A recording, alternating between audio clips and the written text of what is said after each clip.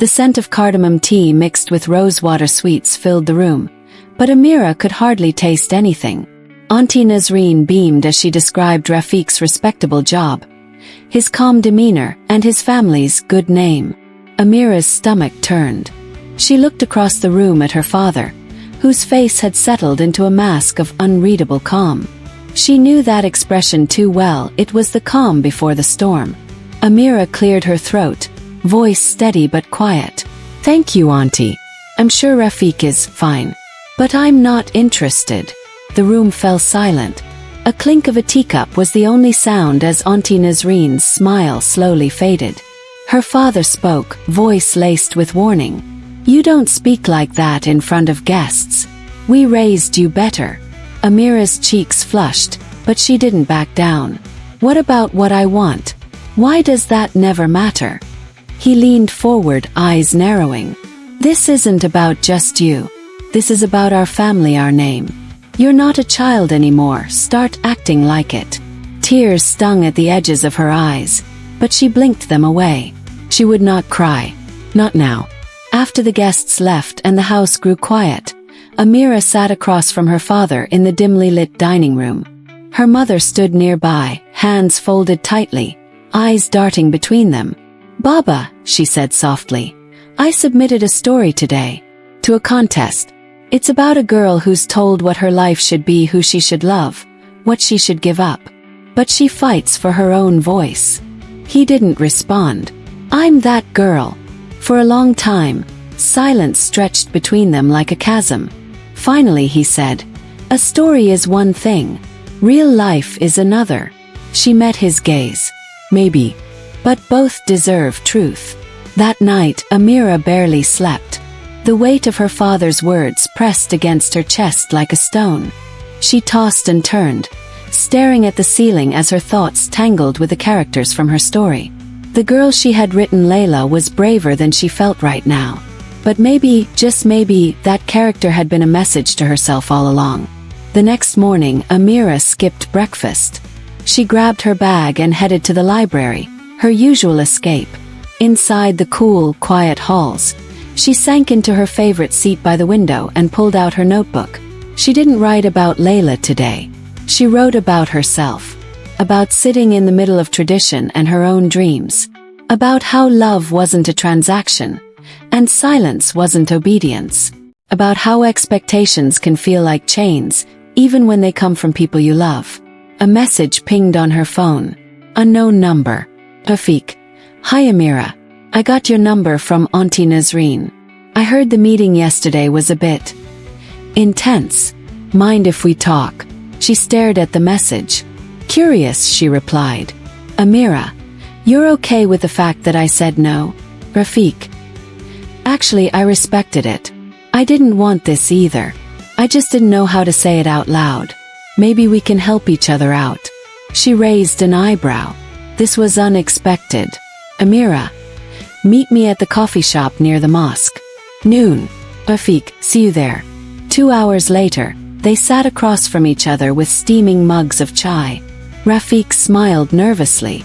"You're braver than I am. My mom's already planning the engagement party."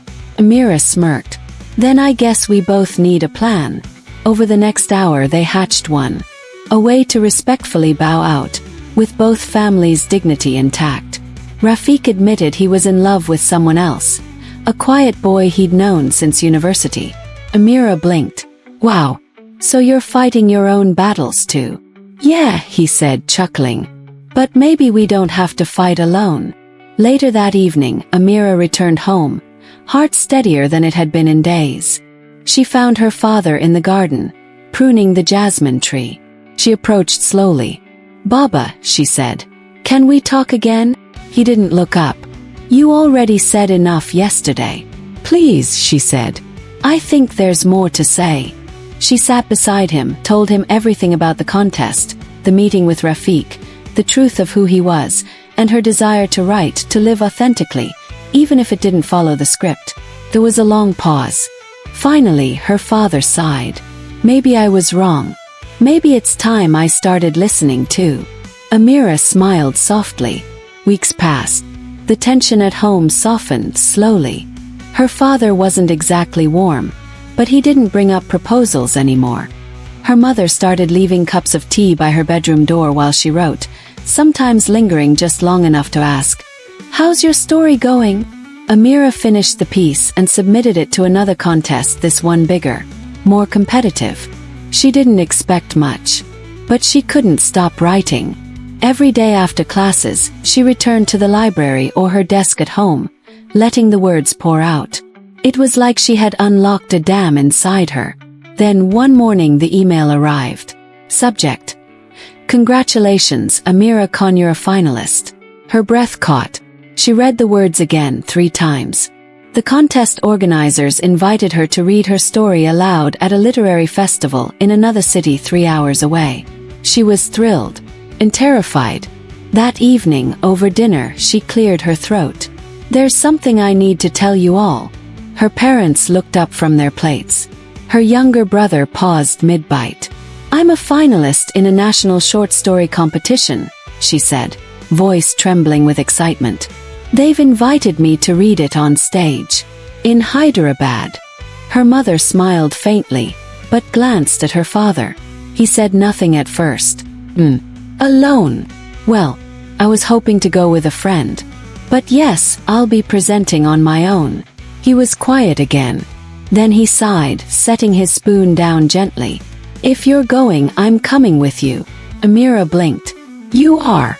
I may not understand everything you write, but I can be there when you read it." She looked at the crowd, took a deep breath, and began. She was told to shrink to fit into boxes built before her birth. But every time she picked up her pen, the walls cracked a little more. As she read, she could feel the room stilling, listening, feeling her words. She glanced at her father, his eyes fixed on her, his expression unreadable. When she finished, the applause filled the hall. A stranger leaned over and whispered, "Your story gave me goosebumps." Later, as they walked to the car in silence, her father finally said, "That girl in your story, she's strong." "She's learning to be," Amira replied. He nodded. "So are you." Rafiq quietly. "If you say no, I'll understand. I didn't ask for this either." Amira looks up at him, startled by the honesty. She expected pressure, expectations, but empathy disarms her. "Mira, I don't know what I want." Rafiq shrugs slightly. "Neither do I. But I think we should at least talk, just us. No mothers watching like hawks." Amira lies on her bed, scrolling through messages from her friends. The group chat is blowing up. Ura. "OMG, he's cute though, eyes ring." Mina. "Be careful. Cute doesn't mean compatible." Ura. "Let her live. Maybe he's not like the others." Amira sighs. She tosses her phone aside and closes her eyes. The dream is soft and surreal. Amira walks barefoot through a house so quiet it hums. The walls are pale, endless, and lined with family portraits, none of them smiling. Her own face appears in one. Blank, obedient. She turns a corner. Another wall. Another closed door. She tries to speak, but her voice is gone. Somewhere far away, she hears the clink of teacups, the rustle of saris, the weight of a future chosen for her. Then a faint knock. She turns. Rafiq stands at a distance, not inside the house, but beyond its gate. He doesn't come in, just waits, uncertain. Her mother is already cooking, humming a soft old tune. Amira watches her for a moment, then asks, "Mira, did you love Dad when you married him?" Her mother pauses, startled. A flicker of something crosses her face. Then she smiles, but it doesn't quite reach her eyes. "Mother, I grew to." Amira says nothing, just nods, then goes back upstairs. Amira types, "I don't want to be just another portrait on the wall." Coffee again. No chaperones. 3 dots appear. Then his reply. "Sounds perfect." This time it's a quieter cafe on the other side of town. No mothers. No anxious glances. Just the low hum of conversation and the warmth of mismatched armchairs. Amira sips from her chai latte. Rafiq, more relaxed than before, leans back in his seat. Rafik, you're not what I expected. Amira smirking. Good or bad? Rafik, good. Thought you'd be, I don't know, just going along with it. But you ask questions. That's rare. She studies him for a second. Amira, and you? What did you expect from this? Shrugs. Rafik, I thought it'd be another formality. Another polite rejection or polite acceptance. But now I'm actually wondering what it would look like if we rewrote the script. Mira, what does that mean? Rafik, I mean, what if we didn't do what they expect? Not rebellion for the sake of it, but us deciding what this becomes. At our own pace. She pulls out an old notebook from under her bed. Flips through pages of dreams she once wrote in secret. Travel plans, career ideas, poetry. Somewhere in there, a list titled Things I Want That I'm Not Supposed to. She adds another line.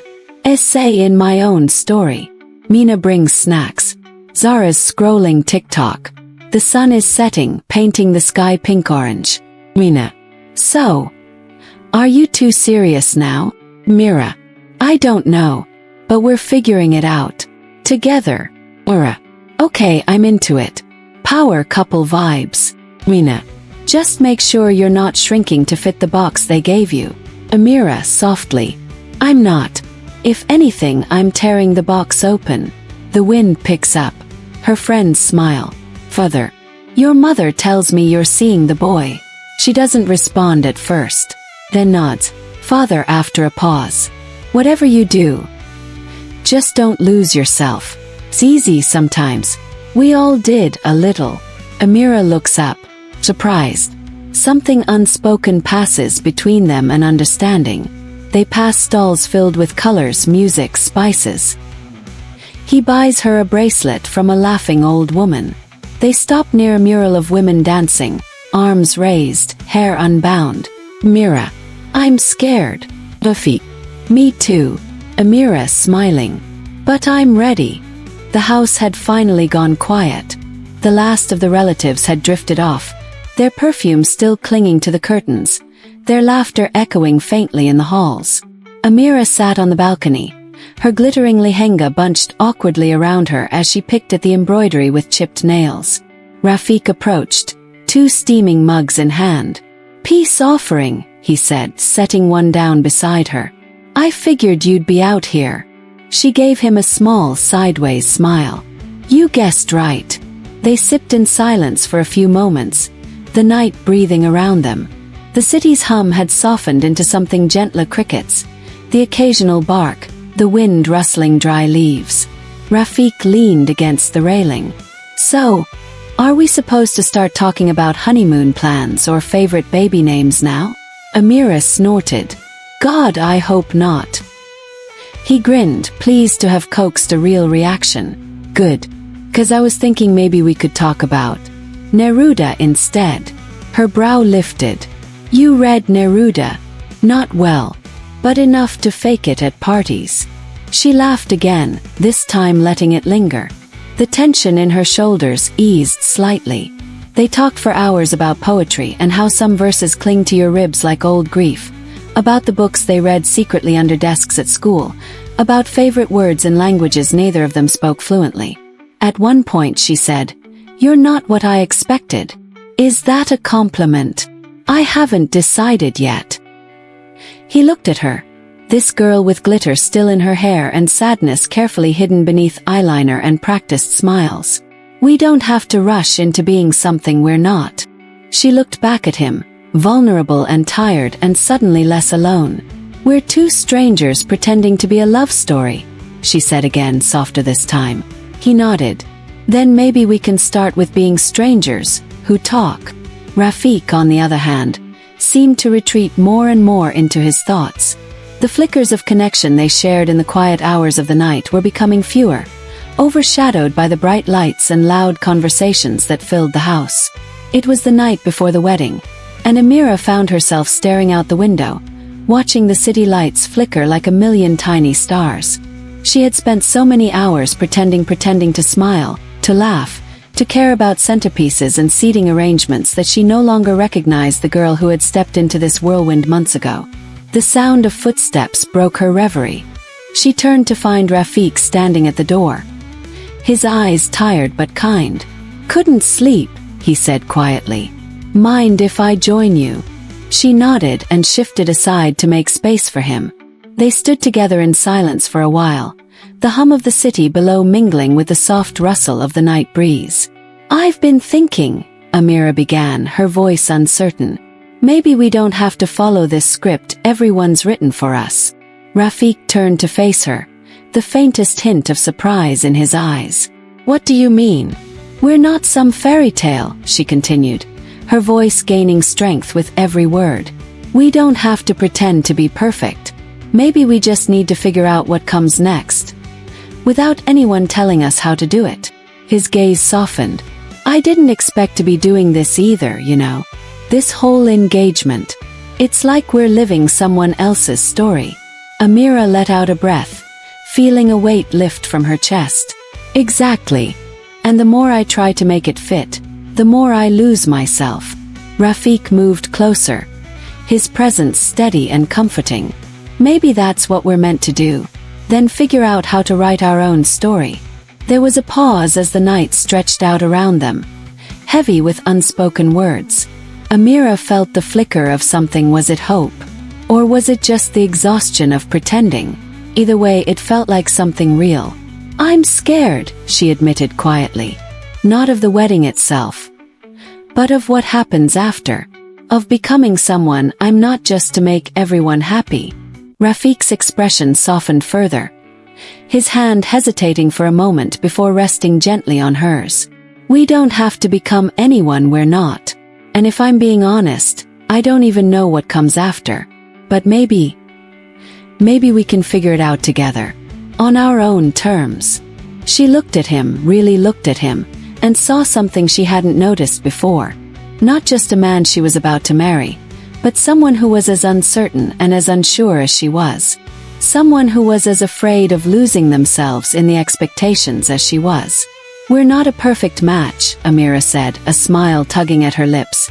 "But I think maybe that's okay." Rafik chuckled softly. "Yeah, maybe we're more like a messy, unfinished poem. But I think I can live with that." Amira felt a weight lift from her chest, and for the first time in what felt like forever, she didn't have to pretend. She didn't have to smile for the cameras, or follow the script everyone else had written. There was space to breathe, to exist in the moment, to question what would come next without the need for answers. And maybe that was enough for now. The wedding the next day was everything it was supposed to be: glittering, loud, full of congratulatory smiles and fleeting conversations. But as the evening wore on and the guests slowly trickled out, Amira found herself once again on the balcony. The night felt the same as it had before, but somehow it was different. Rafik joined her, offering a glass of water. He had slipped away from the celebrations too, the pressure of the night wearing on him as well. For a long while, they stood together in silence, watching the city lights shimmer in the distance. "Do you think we can do this?" Amira asked quietly. He looked at her, his expression thoughtful. I think we can do whatever we decide to do." Amira's heart pounds as she meets Rafik under the banyan tree, the only place that still feels like theirs. The night air is heavy, humid with secrets. "You'd give up everything?" she asks, voice barely a whisper. "For me." Rafik doesn't flinch. "For us. But this isn't just about the wedding anymore. It's about what we want for our lives." Amira looks down, her fingers clenching the edge of her shawl. "My father won't speak to me. He says I'm ungrateful, that writing is a hobby, not a future." Rafik gently takes her hand. "He doesn't see you." "Not really. But I do." The next morning, Amira's mother slips into her room. She sits on the edge of the bed, a softness in her eyes Amira hasn't seen in weeks. "I read your story," her mother says quietly. Amira stiffens. "I didn't think you'd want to." "It made me cry," her mother admits. "You wrote about that night in the storm, when we thought we'd lose your brother. I was so scared, Amira says. And you put that fear on paper. That's not a hobby, Amira. That's a gift. Amira's breath catches. Then why won't he let me go? Because he's afraid too. Afraid you'll leave and never come back. Meanwhile, Rafiq confronts his father. The conversation is colder, more controlled. You made a deal with Amira's family. I didn't, Rafiq says. I want to study medicine. I want to go to the city. His father narrows his eyes. You shame us by breaking tradition. No, Rafiq replies, steady. You shame me by never asking what I dream of.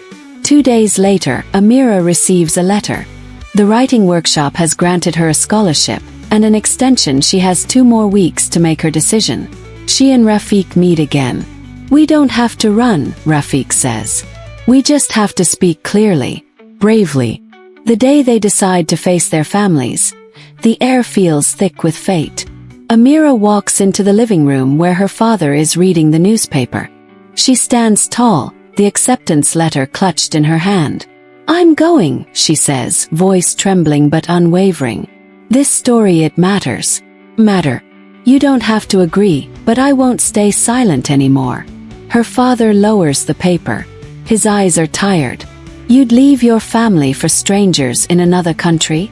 No, she replies. I'd leave to become the woman you raised, strong, brave, and honest. Isn't that what you wanted for me? Across town, Rafiq stands before a room full of elders, his father, uncles, and the imam. It's a tradition he never thought he'd challenge. His voice breaks the quiet like a hammer. I won't marry Amira, not because I don't love her. Do. But because neither of us should be punished for wanting more. His father stands ready to erupt, but the imam speaks first. The boy has spoken with respect. Let him choose his own path. Faith must never be forced. Later, Amira and Rafiq meet one last time before her departure. Under the same banyan tree, she gives him a small notebook. For your thoughts, she says. And maybe your first patient story. He smiles and hands her a folded paper. For when you're homesick. It's a sketch of their village, sunlight, fields, and a small figure beneath a tree. At the airport, Amira looks back one last time. Her father is there, standing apart from the crowd. His arms crossed, eyes wet. He doesn't wave, but he nods. It's enough. She steps forward. Back home, Rafiq enrolls in pre-med courses in the city. At night, he writes letters to Amira, stories, dreams, fragments of the life they are building separately but together. And across oceans, Amira writes her next story. A tale of fire and quiet rebellion. Of love without possession. Of a girl who spoke up and finally was heard. Amira stepped into the writing center, the smell of old books and ink grounding her as the door clicked shut behind her. She wasn't here for tutoring. She needed stillness, somewhere to think, to breathe, away from the rising tide of marigolds, guest lists, and hollow laughter. At the center desk, Miriam looked up with a warm smile. Amira. Long time. Just needed a quiet place, Amira murmured. Miriam nodded knowingly. Back rooms empty. She walked past half-finished essays and the hum of a printer, entering the back room where light filtered through dusty blinds. Sitting down, she pulled out her journal. Words came slowly, but they came. She wrote about the weight in her chest. About Rafiq's sunken eyes and forced jokes. About her father's words, still echoing. The evening before the wedding, she found Rafiq in the courtyard, tying up strings of lanterns alone. You're early, he said without turning. I needed to talk to you, she said. Really talk. He glanced back, cautious. I know you don't want this, she said. Neither do I. He let out a long breath, his shoulders sinking. I thought maybe if I just played along it would start to feel right. It doesn't. Silence passed between them, not heavy but honest. So what do we do? He asked. Later that night, Amira found her father on the veranda, sipping tea in the dark. I talked to Rafiq. He looked up, his face unreadable. I think we both know this isn't what either of us wants. Her father said nothing. The crickets filled the silence. "I just didn't want you to suffer like your mother did," he said finally, voice quiet. "I thought safety would bring happiness." Amira sat beside him, her voice softer now. "But safety without choice isn't peace. It's just another kind of fear." He turned to her slowly. For the first time he didn't argue. He simply nodded, the lines in his face deepening. The next morning there were whispers. No ceremony, no music. Just a message passed quietly between families. Plans have changed. Amira stood outside, sunlight warm on her skin, watching the petals fall from the wind-struck garlands. She didn't know exactly what came next, but for the first time in weeks, she could breathe. Amira sat cross-legged on her bedroom floor, drafts of her writing scattered like fallen leaves. Old pieces, forgotten essays, half-finished stories. She hadn't realized how much of herself she'd tucked away. There was a knock. Her father poked his head in. "Do you have a moment?"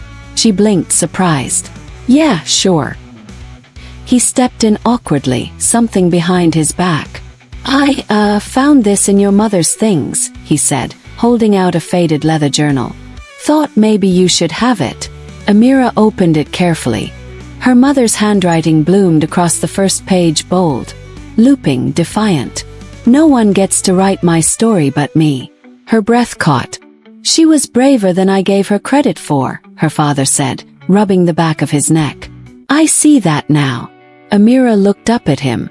"So was I," she said softly, not with anger, just clarity. He gave her a slow nod. "Yes, you were." Amira was back at the writing center, this time at the front, sitting behind the desk, coaching nervous students through thesis statements and comma splices. She had submitted her own piece to a small literary magazine. It was about inherited silence, about learning to speak in a voice that trembled but didn't stop. She hadn't heard back yet, but that didn't matter. The story was out. Miriam popped her head in. "Hey, your student's here." The nervous sophomore with the sci-fi novel. Amira grinned. "Send him in." Amira scrolled through her inbox, mostly junk. And then she saw it. Subject: submission acceptance, the quiet that follows. She stared at it for a long moment, heart thudding. Then she clicked it open. She read the email 3 times, smiling to herself. It wasn't just about the publication. It was the line at the end. "We were especially struck by the honesty and restraint in your work. You made space for silence, and somehow that said everything." Amira closed her laptop. She stood, walked to the window, and opened it wide. The night air rolled in, cool and full of promise. She writes every morning, long walks between chapters. The ocean becomes a rhythm she can write to. Meanwhile, in the city, Rafiq unlocks the door to his new storefront, small, sun-filled, full of promise. He sells handcrafted furniture, each piece carved with intention, no longer bound by the weight of family expectations. He names the shop Begin Again. His sister helps with the books. His best friend builds the website. There's laughter now, where once there was pressure. One evening they both stop walking at the same time. Miles apart, they each see something, a sign, a cafe, a little girl laughing and smile without realizing. Later that night, Amira gets a message. "Just saw a kid dragging a suitcase half her size and thought of you. Hope you're still chasing stories. Rafiq." She replies, "Always. Hope your chairs are still crooked in the best way." Amira. Neither asks if the other is seeing someone. Neither needs to. They're not waiting for reunion, they're living. But the door, like the heart, remains slightly open. Just in case. Amira's book is published. It's not a bestseller, but it finds its readers, quiet souls who underline her words and keep them in nightstand drawers. She does a small tour. Independent bookstores, libraries, coffee shops with mismatched chairs. During a Q&A, someone asks if the love story in the book was real. She smiles. It was a story about choosing yourself. The love was real. So was the ending. She thinks of Rafiq that night in the hotel, wonders if he ever read it. She didn't tell him it was coming out. Across the city, in the woodshop, Rafiq runs his hand across the grain of a table he just finished. A customer asked for it to be imperfect like people, she said. He liked that. Business is good. His mother even visited once, surprising them both. One slow afternoon he gets a package in the mail. No note, just a book. The author's name makes his heart knock a little louder. He reads it that night in a single sitting. By dawn he sent a message. Your story reminded me of us. The space between people who care deeply but know when to let go. Thank you for writing it. Thank you for choosing your life. Not planned, just the sort of coincidence that feels too neat to be chance. A literary festival in the city. She's on a panel. He's there dropping off a commissioned bench for the venue. Hilakais was a quiet laugh. Coffee, he asks. He smiles. Let's catch up. No whirlwind. No declarations. Just two people who grew into themselves, meeting again not to rewrite the past, but maybe gently to write something new.